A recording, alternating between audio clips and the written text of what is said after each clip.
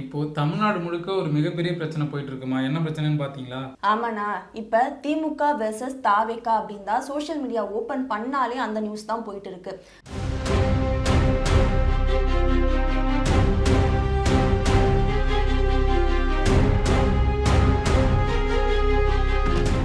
அது என்னன்னா, துறைமுகம் தொகுதியில தாவேகாவை சேர்ந்த 10 பேர் கருத்து கணிப்பு கேட்கறதுக்காக வீடு வீடா போயிருக்காங்க.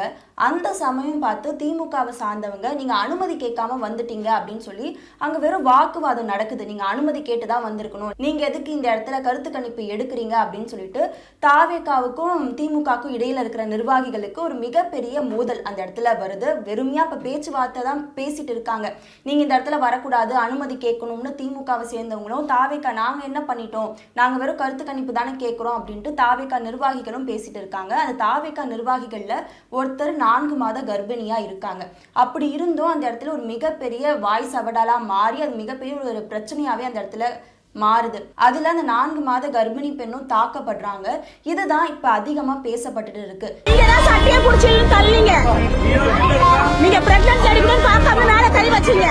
என்னதான் அங்க ஒரு கட்சிக்குள்ள நடக்கிற பிரச்சனையா இருந்தாலும் அந்த இடத்துல மக்களுக்கும் பிரச்சனை வருது. அது மட்டும் இல்லாம 4 மாத கர்ப்பிணி பெண், அதுக்காகவாது அந்த ஒரு இடத்துல இவ்வளவு பெரிய பிரச்சனை வந்திருக்க கூடாது அப்படின்றதுதான் மக்கள் நினைக்கிற ஒரு கருத்தா இருக்கு. அதாவது 4 மாத அந்த கர்ப்பிணியோட பேர் பாத்தீங்கன்னா பவானி. அவங்க தான் இதுல அதிகமா பாதிக்கப்பட்டிருக்காங்க. கிட்டத்தட்ட அவங்க இல்லாம 6 பேர் இதுல பாதிக்கப்பட்டிருக்காங்க. அந்த 6 பேரும் மருத்துவமனையில சிகிச்சை பெற்றுட்டு வராங்க. இதை தொடர்ந்து சிடிஆர் நிர்மல்குமார், ஆதவ் அர்ஜுனா, அதாவது தாவேகாவை சேர்ந்த முக்கிய நிர்வாகிகள்லாம் மருத்துவமனைகளை நேரில் போய் சந்திச்சு அவங்கள நலம் விசாரிச்சாங்க. மனுஷங்களை யாரு, அதாவது சேகர் பாபுவோட தூண்டுதலின் பேர்ல தான் இந்த மாதிரி திமுக ரவுடிகள் இந்த மாதிரி பண்றாங்க அப்படின்னு ஒரு கண்டனம் தெரிவிச்சிருக்காங்க. அதை தொடர்ந்து தாவேகா தலைவர் விஜய் ஒரு பெரிய அறிக்கை விட்டாரு. திமுக எங்களை கண்டு பயப்படுது, பயந்துதான் இந்த மாதிரி ரவுடிகளை விட்டுலாம் எங்களை தாக்குறாங்க, இது ரொம்ப கண்டனத்துக்குரியது அப்படின்னு அவர் ஒரு பெரிய அறிக்கையை விட்டுருக்காரு. ஆமா, இந்த இடத்துல இப்ப கட்சி நிர்வாகிகளோட பிரச்சனை கட்சி தலைவர்கள் வரைக்குமே இது மிகப்பெரிய ஒரு தாக்கத்தை தான் ஏற்படுத்தியிருக்கு அப்படின்னு சொல்லலாம். ஏன்னா ஆதவ் அர்ஜுனா நேரடியாவே சேகர் பாபு கிட்ட சொல்லியிருப்பாங்க, நீங்க எங்களை மிரட்டுறீங்களா, இதுக்கெல்லாம் பயப்படுற ஆளு நாங்க கிடையாது, கண்டிப்பா நாங்க மறுபடியும் வீடு வீடா போய் கருத்து கணிப்பு எடுப்போம் அப்படின்னு நேரடியாவே சவால் விடுற தோனியில தான் அவங்க பேசியிருந்தாங்க. அதே மாதிரி சிடிஆர் நிர்மல்குமாரும் அதே தான் சொல்லியிருந்தாங்க. தாவேகா மேல நீங்க இப்படி பண்றது தவறு அப்படின்றத தாவேகா நிர்வாகிகள் உட்பட தலைவர்கள் வரைக்கும் எல்லாருமே சொல்றாங்க. ஆனா இந்த இடத்துல நம்ம என்ன பார்க்க வேண்டியது இருக்கு, இது வெறும் கட்சி பிரச்சனை தானா?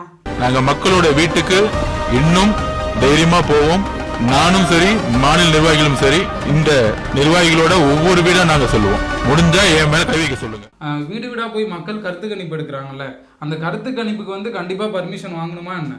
இப்ப வீடு வீடா போய் கருத்து கணிப்பு எடுக்கிறதுக்கு கண்டிப்பா அவங்க காவல்துறை கிட்ட அனுமதி வாங்கணுமா அப்படின்னு கேட்டா கிடையாது. ஏன்னா அவங்க வீடு வீடா போய் அவங்களுடைய கருத்து கணிப்பு, அவங்க கட்சிக்கான செல்வாக்கு இருக்கா அப்படின்னு பாக்குறதுல போலீஸோடைய அனுமதி வாங்கணும் அப்படின்னு எந்த ஒரு கட்டாயமும் கிடையாது.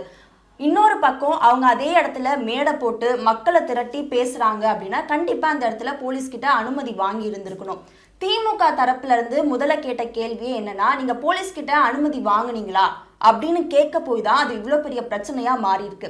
இப்படி இதை பார்க்கும்போது எப்படி தெரியுதுன்னா, இது வாண்டடா பண்ணாங்களா அப்படின்ற ஒரு சந்தேகத்தை எழுப்புது. அதாவது திமுக நிர்வாகிகள் தாவேகா உள்ளார வந்துடக்கூடாது, அவங்க அவங்களோட பலம் அதிகரிச்சிடும் பயந்துகிட்டு வேணும்னே திமுக நிர்வாகிகள் இது மாதிரி பண்ணாங்களா அப்படிங்கிற ஒரு சந்தேகத்தை எழுப்பியிருக்கு.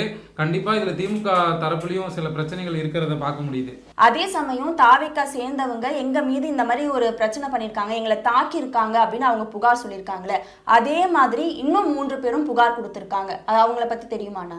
அந்த 2 பெண்கள் பேட்டி கொடுத்ததானே? ஆமா, 2 பெண்கள் என்ன சொல்லியிருக்காங்கன்னா, எங்க வீட்டுக்குள்ள கதவை தட்டினாங்க, கதவை தட்டிட்டு எங்களை நெஞ்சிலே உதைச்சாங்க. என்ன சொல்லி உதைச்சாங்கன்னா, நீங்க தாவேகாவுக்கு ஓட்டு போட்டே ஆகணும் அப்படின்னு சொல்லி அந்த 2 பெண்கள் ரொம்ப சோகமா பேட்டி கொடுத்த அந்த இது கூட இப்ப வைரல் ஆயிட்டு இருக்கு.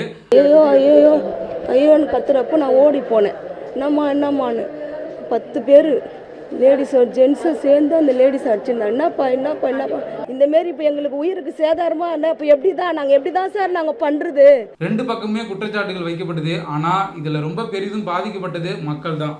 ஆமா, இப்ப தேர்தல் வந்துருச்சு. எல்லா கட்சிகளும் அவங்கவங்க களப்பணிகளை செய்ய ஆரம்பிச்சுட்டாங்க. அவங்க கட்சிக்கான கூட்டங்கள் நடத்துறதா இருக்கட்டும், ஒவ்வொரு கட்சியும் கருத்து கணிப்பு எடுக்கிறதா இருக்கட்டும், இப்படி இந்த தேர்தல் சமயத்துல எல்லா கட்சிகளும் ரொம்ப தீவிரமா தான் வேலை பார்க்க ஆரம்பிச்சுட்டாங்க. இதுல நடுவுல பாதிக்கப்படுறது மக்கள் தான். ஏன்னா இந்த மாதிரி இரு கட்சிகளுக்கு நடுவுல நடக்கிற இந்த பிரச்சனையால அப்பாவி மக்கள் தான் பாதிக்கப்படுறாங்க.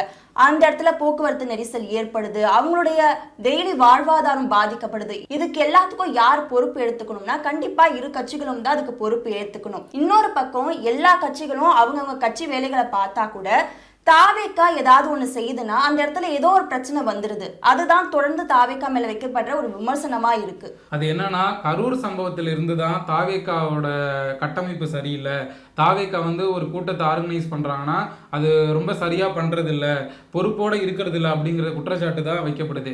அதனால தான் தாவேக்காவுக்கு தொடர்ந்து இந்த மாதிரி இது வருது.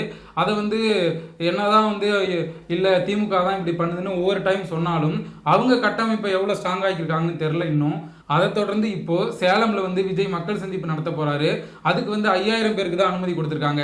ஏன் 5000 பேருக்கு தான் அனுமதி கொடுத்திருக்காங்க அப்படின்னு சொல்லிட்டு சிடிஆர் நிர்மல்குமார் கூட கேட்டிருந்தாரு.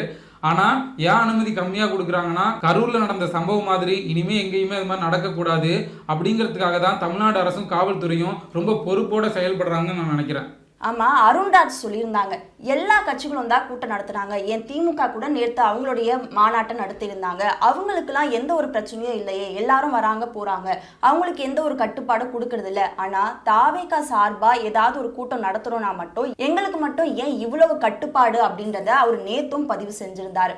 இதுக்கு சேலம் மாவட்ட செயலாளரா இருக்கக்கூடிய பார்த்திபனை ஒரு சாட்சியா எடுத்துக்கலாம். ஏன்னா அவரே சொல்றாரு, தலைவரை பார்க்கணும்னு நினைக்கிற ஆர்வ கோளாறுகள் மலை மேலெல்லாம் ஏறும், அவங்களெல்லாம் கட்டுப்படுத்தி நிப்பீங்களா, நீங்க சாப்பிடாம நிப்பீங்களா, தண்ணி குடிக்காம நிப்பீங்களா அப்படின்னு அவங்களுடைய பாடி கார்ட்ஸ் கிட்டே அவர் இவ்வளோ கேட்கிறப்ப காவல்துறைக்கு அதுக்கான ஒரு அச்சம் இருக்கதான் செய்யும். ஏன்னா மக்கள் அங்க வராங்க, மக்களுக்கு மறுபடியும் இந்த மாதிரி ஒரு பிரச்சனை வந்துருமா அப்படின்ற ஒரு அச்சத்தினாலேயே காவல்துறையும் அனுமதி கொடுக்கறத மறுக்கதான் செய்யறாங்க.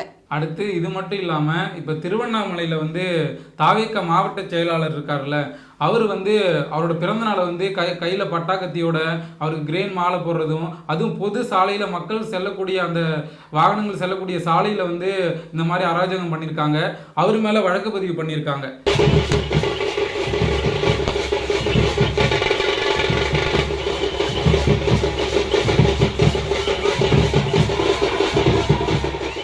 மக்கள்கிட்ட வந்து நல்லா ப்ரொமோட் ஆகணும், நாங்கள் வந்து விஜய்கிட்ட நல்லா ரீச் ஆகணும், எங்களோட பலம் என்னன்னு காட்டணும் அப்படிங்கிறதுக்காக தாவேக்காவை சேர்ந்த நிர்வாகிகள் வந்து பிறந்த நாளை இந்த மாதிரி ரொம்ப பிரம்மாண்டமாக கொண்டாடுறது வந்து மக்களுக்கு தான் பாதிப்பை ஏற்படுத்துது. கண்டிப்பா எல்லா கட்சிகளும் அவங்களுடைய பொறுப்புணர்வு என்ன, நம்மளால எந்த ஒரு பொதுமக்களோ எந்த ஒரு சிரமத்துக்கோ ஆளாக கூடாது அப்படின்றத ஒவ்வொரு கட்சிகளும் உணர்ந்தா மட்டும்தான் இந்த மாதிரியான சம்பவங்கள் தவிர்க்க முடியும். அது மட்டும் இல்லாம திமுகவை சேர்ந்த ஒரு பகுதி செயலாளர் வந்து சேப்பாக்கம் தொகுதி பகுதி செயலாளர் வந்து அவரோட பிறந்த நாளில் வந்து பட்டாக்கத்தியோட கையில வச்சுட்டு டான்ஸ் ஆடுறாரு. இதெல்லாம் வந்து பார்க்கும்போதே தெரியுது, பொதுமக்களுக்கு இடையூறு ஏற்படுத்துற மாதிரி அது தாவேக்காவா இருந்தாலும் சரி, திமுகவா இருந்தாலும் சரி, அதிமுகவா இருந்தாலும் சரி, பாஜகவா இருந்தாலும் சரி, எந்த கட்சியை சேர்ந்தவங்களா இருந்தாலும் பொதுமக்களுக்கு இடையூறு ஏற்படுத்தாம அவங்களோட பரப்புரையை பண்ணுங்க, மக்கள் சந்திப்பு நிகழ்ச்சியை நடத்துங்க. ஆனா உங்க அரசியலுக்காக மக்களை மட்டும் பயன்படுத்திக்காதீங்க. அதுதான் எங்க சார்பா நாங்க வைக்கிற கோரிக்கை.